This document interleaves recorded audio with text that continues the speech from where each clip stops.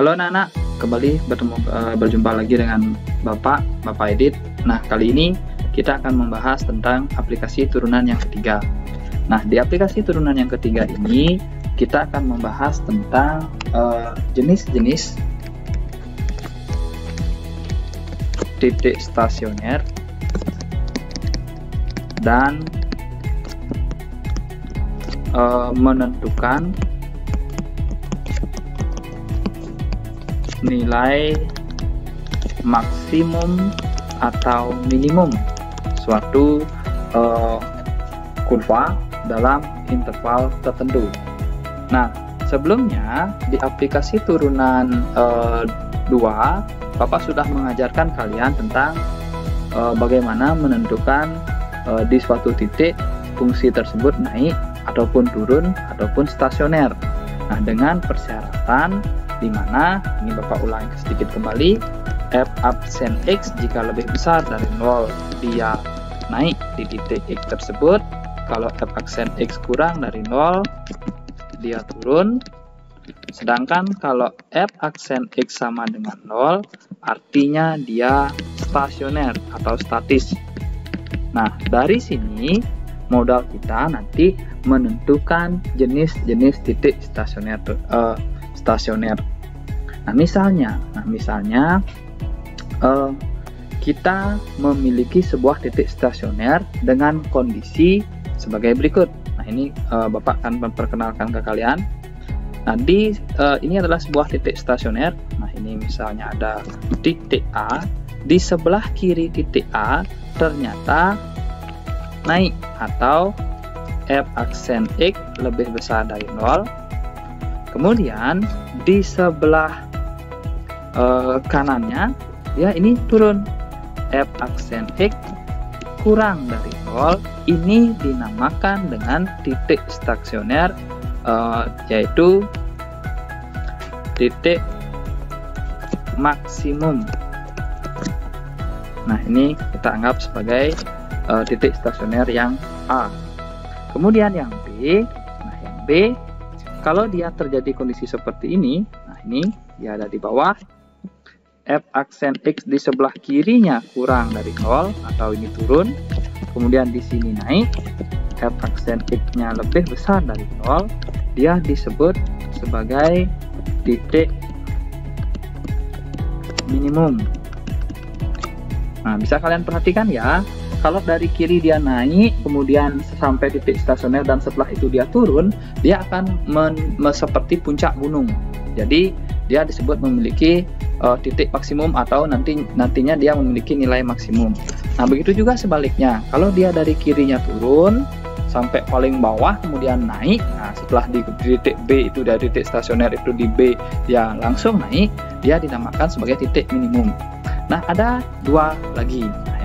Yang berikutnya ini kondisinya cukup aneh, dimana dia naik kemudian naik kembali. Nah, ini naik kembali seperti itu, maka titik C ini, nah di sini naik, f aksen x lebih dari 0, begitu juga di sini tetap naik, f aksen x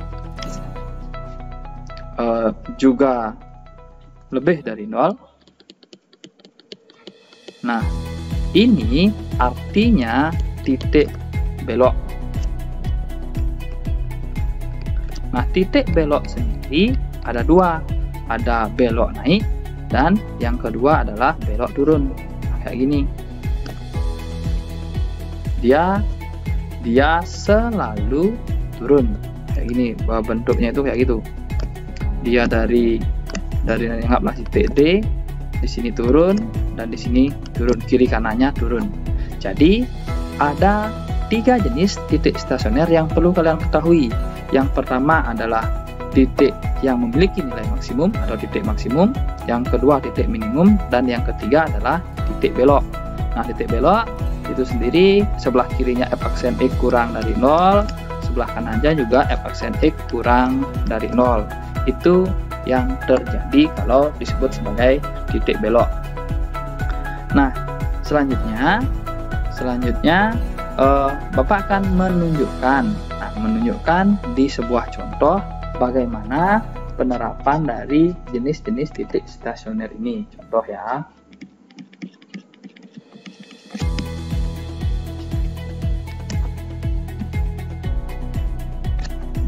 Contoh. Nah, di sini ada fx. Nah, ini kita anggap contoh nomor 1. Contoh nomor 1 ada fx sama dengan x pangkat 3 dikurangi 3x kuadrat dikurangi 9x ditambah 15. Ini tentukan jenis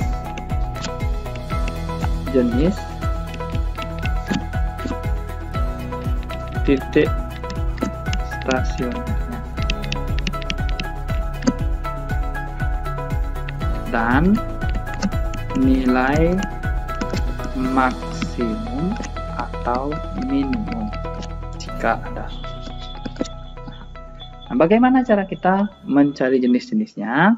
Pertama, tentu saja kita mencari, langkahnya adalah mencari titik stasioner dulu.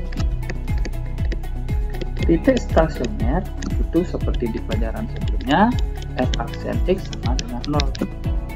Jadi kita cari f aksen x terlebih dahulu. 3x kuadrat dikurangi 6x. Nah, ini dari yang di atas ini Bapak tuliskan. Nah, karena ini sama dengan 0 sama dengan 3x kuadrat dikurangi 6x kurang 9. Ini bisa disederhanakan, 0 bagi 3 tetap 0. Nah, ini Bapak semuanya bagi 3. Sama seperti di pertemuan sebelumnya juga. Bagi 3. Nah, ini menjadi x kuadrat min 2x min 3. Kemudian kita faktorkan x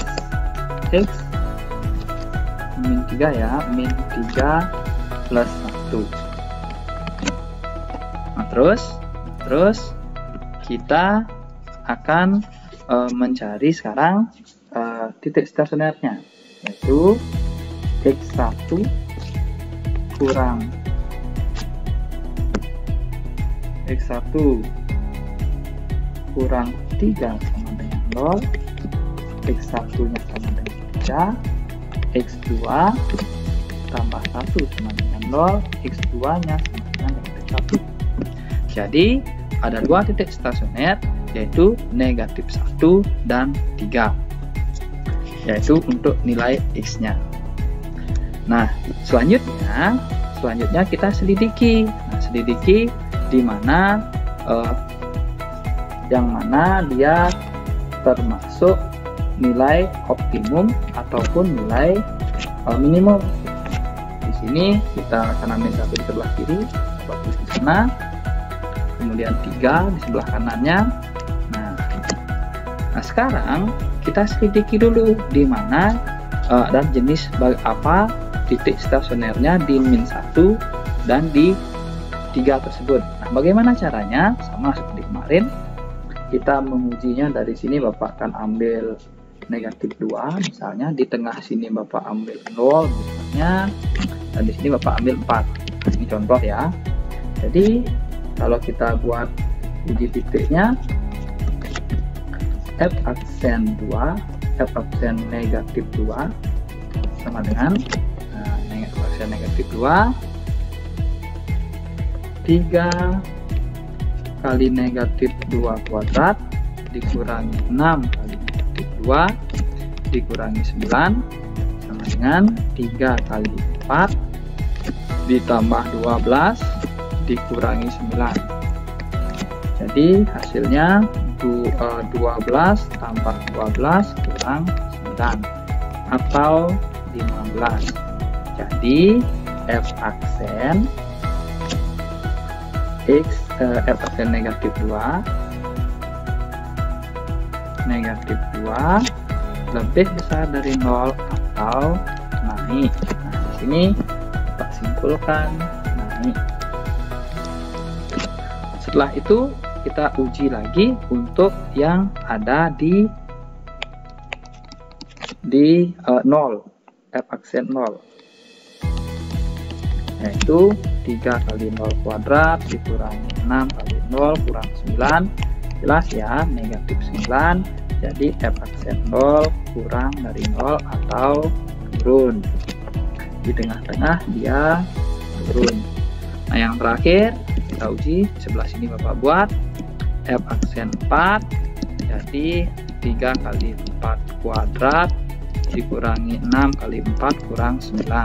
Jadi 16 kali 3 48 dikurangi 24 kurang 9. 24 kurang 9 15. Jadi f aksen 4 lebih besar dari 0 atau dia naik. Dari sini Bapak dapat menyimpulkan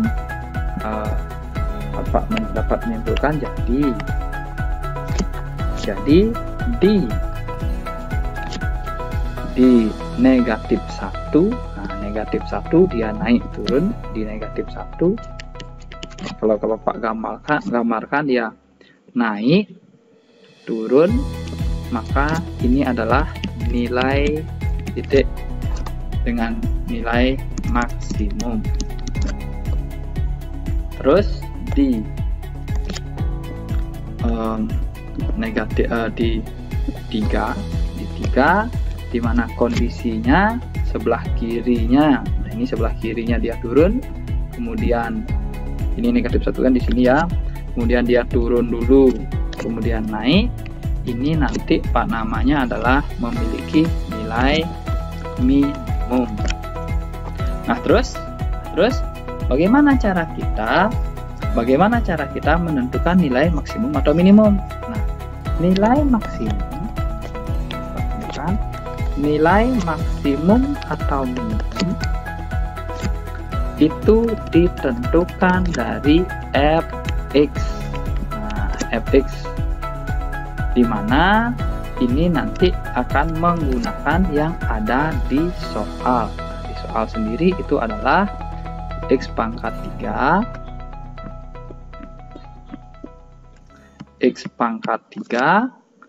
dikurangi 3x kuadrat dikurangi 9x ditambah 15. Nah, terus karena di min 1 dia memiliki nilai maksimum, maka nilai maksimum dengan f min 1 sama dengan 1 pangkat 3 dikurangi 3 kali 1 kuadrat dikurangi 9 kali 1 ditambah 15. Jadi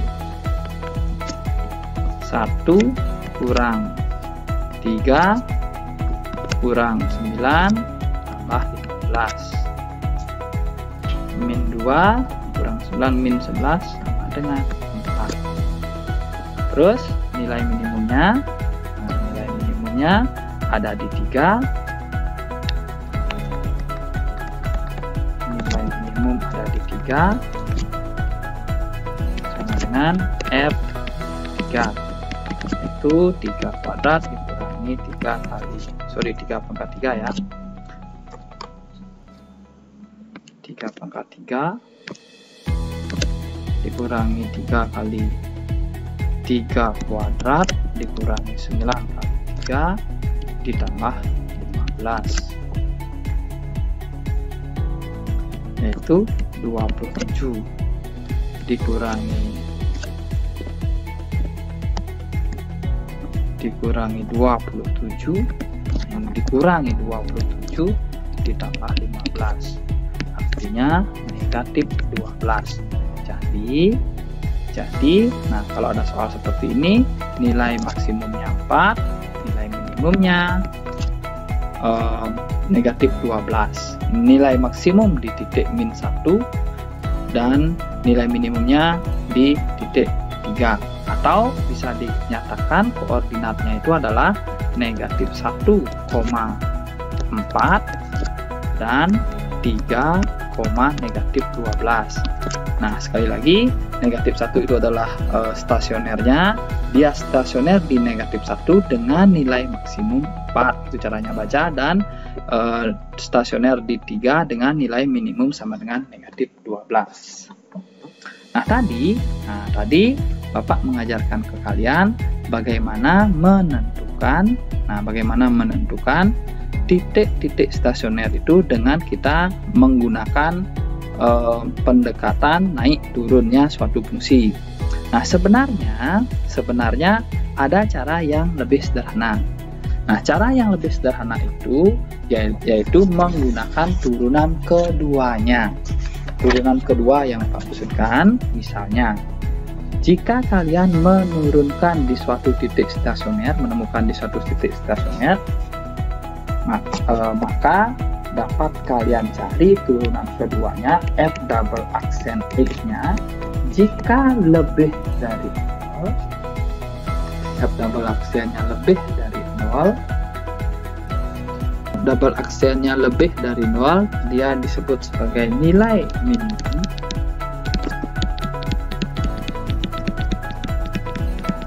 Kemudian F double aksen X-nya kurang dari 0, dia nilai maksimum. Dan yang terakhir, F double aksen X-nya sama dengan 0, dia adalah titik belok.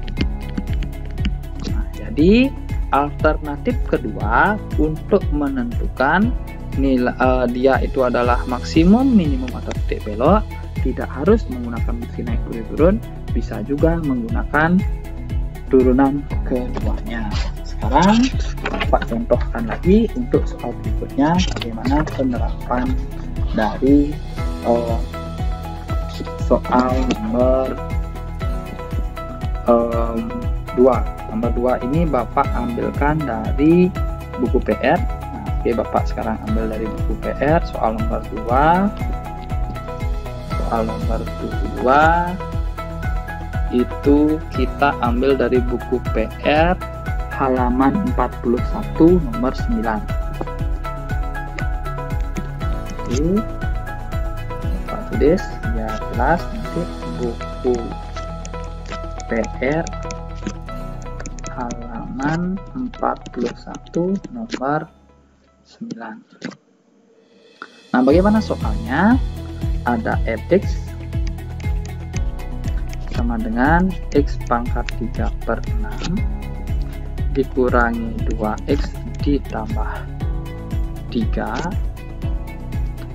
didefinisikan. Ini ada bordernya didefinisikan di untuk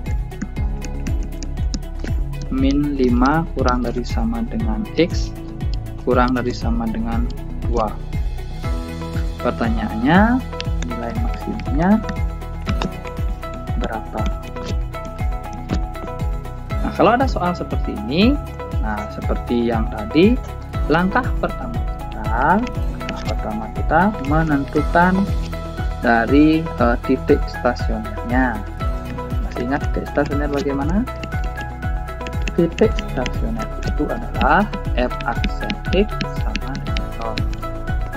Jadi kita turunkan dulu ini soalnya F aksen X sama dengan, agar lebih jelas Bapak buat secara pelan-pelan ya, 3 kali x pangkat 3 kurang 1/6 dikurangi 2x diturunkan jadi 2, 3 diturunkan, sudah selesai.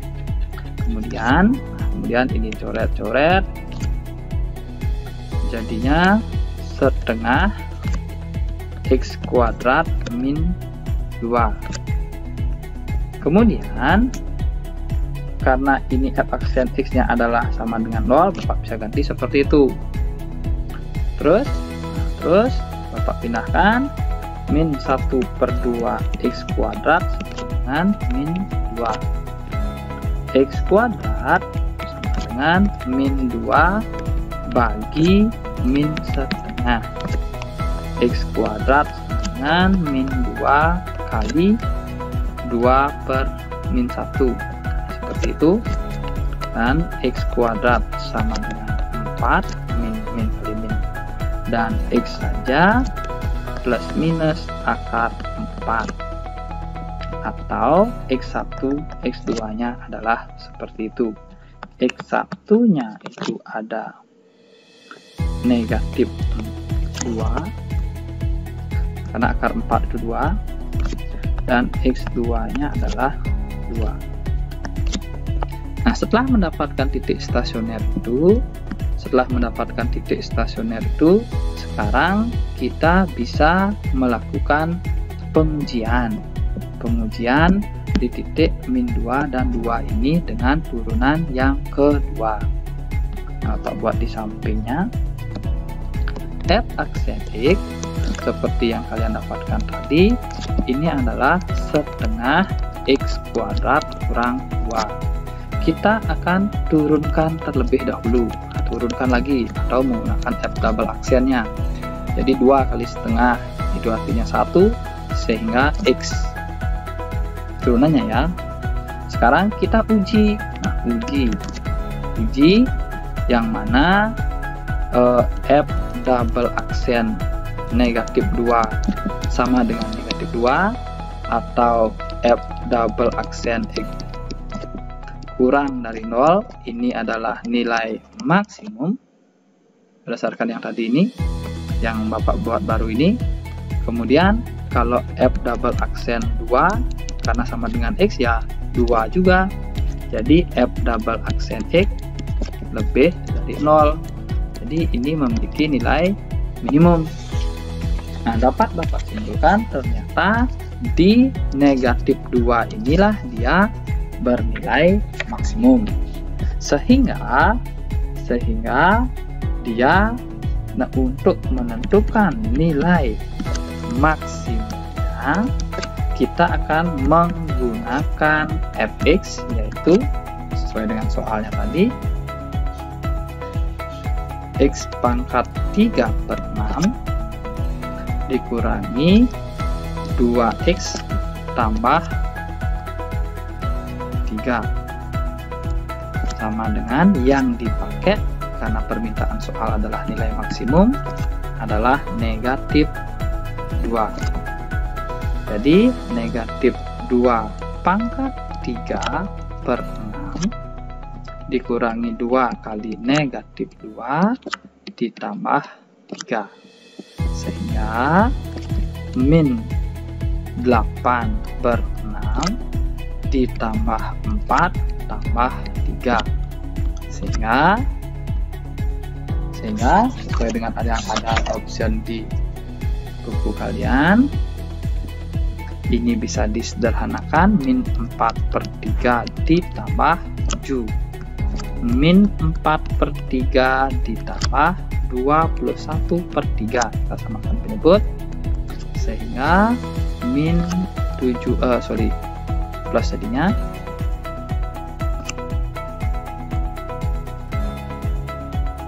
plus 17/3, atau jika ini disederhanakan 5/2/3. Itulah jawabannya. Nah, sekali lagi Bapak tunjukkan. Nah, kalau yang tadi, atau kita sedikit simpulkan dari awal tadi. Nah, pertama Bapak ingin memperkenalkan ke kalian tentang jenis-jenis titik stasioner itu. Ada yang disebut sebagai titik maksimum, nah dia memiliki nilai maksimum, ada yang disebut memiliki nilai minimum, dan ada juga yang disebut sebagai titik belok.